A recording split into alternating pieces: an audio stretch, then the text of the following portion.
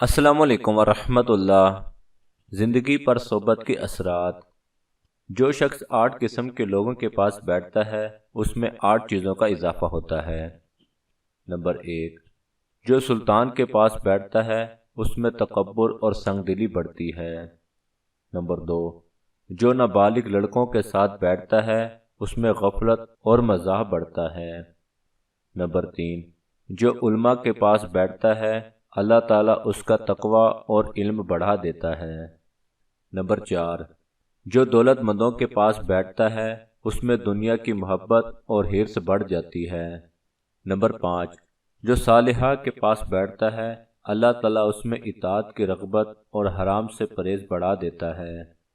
Number 6، جو فقراء کے پاس بیٹھتا ہے اللہ تعالیٰ اس میں شکر اور اپنی تقسیم پر رضامندی کا اضافہ فرماتا ہے۔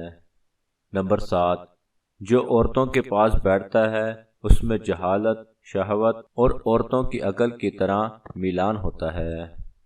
نمبر 8، جو فاسق لوگوں کے پاس بیٹھتا ہے اس میں گناہوں پر دلیری، جرأت اور توبہ میں سستی زیادہ ہوتی ہے۔